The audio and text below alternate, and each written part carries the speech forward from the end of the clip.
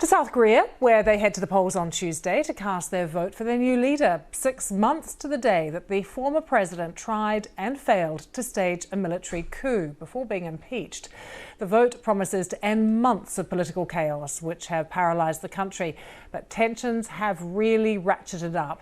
The disgraced president's party, now led by former Labour Minister Kim Moon-soo, is in disarray, giving the opposition candidate Lee Jae-myung a big lead in the polls. With more from Seoul, here's Jean McKenzie. This is high-risk campaigning. The opposition candidate will only address crowds from behind bulletproof glass. This presidential-level security is because of death threats he's been getting.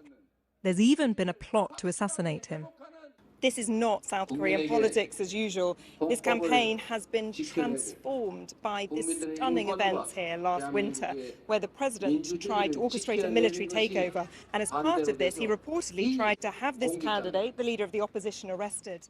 And the security here today gives you a sense of how violent and how polarised politics here in South Korea have become since.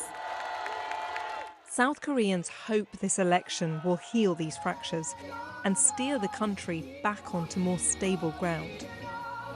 That's an easy sell for this candidate and clear frontrunner, Lee Jae-myung, who famously scaled Parliament's walls to vote down martial law.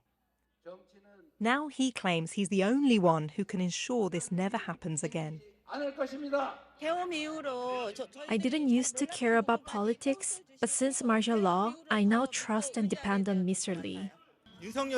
I believe Mr. Lee is the only candidate who can end the martial law insurrection. Here's the man who orchestrated the military takeover, now impeached and on trial. His self-defeating coup has tainted the ruling party, which is in disarray. They struggled to even choose a candidate, eventually landing on this man, the president's former Labour minister, who's fiercely defended him. This has effectively turned this election into a referendum on martial law.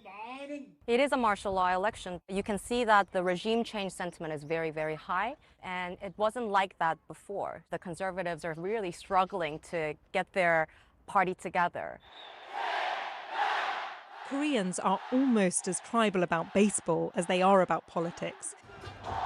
But at tonight's game, the teams are united, desperate for the country to move forward so it can deal with its problems put on hold, like negotiating with Donald Trump and growing its economy, which has taken a hit. But it's Tuesday's vote itself that matters more than anything.